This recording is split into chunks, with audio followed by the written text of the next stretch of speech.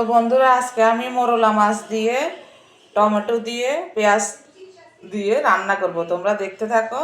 এখানে 400 মোরলা মাছ কেটে ধুয়ে টুয়ে নিয়েছি। এখানে 7-8টা লঙ্কা ফালি করে নিয়েছি, একটা টমেটো কেটে নিয়েছি, আর বড় সাইজের 2টো পেঁয়াজ কুচি করে নিয়েছি। তোমরা দেখতে থাকো।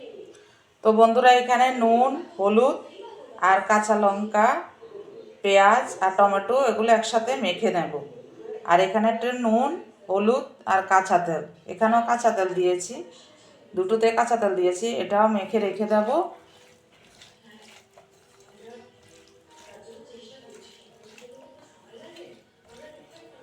আর এটা মেখে নেব।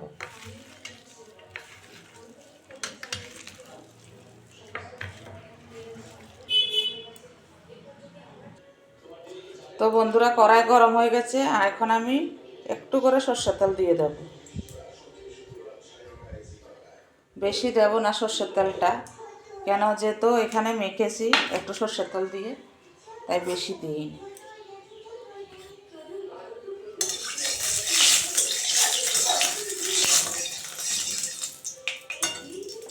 তো বন্ধুরা তেল গরম হয়ে গেছে, এখন এগুলো দিয়ে দেব।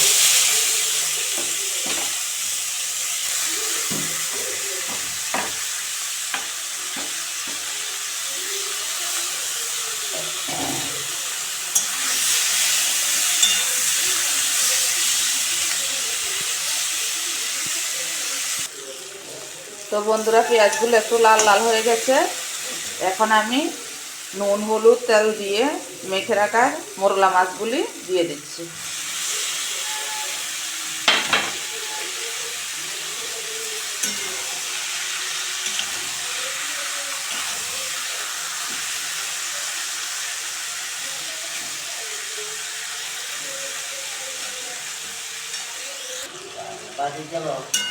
তো বন্ধুরা গুঁড়া মাছ হয়ে এসছে, মোরলা মাছটা হয়ে এসছে, আর 5 মিনিট রাখবো,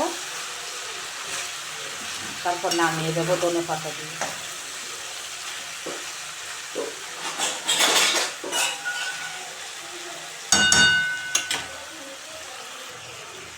তো বন্ধুরা মোরলা মাছটা হয়ে গেছে, এখন আমি ধনে পাতা দিয়ে নামিয়ে দেবো।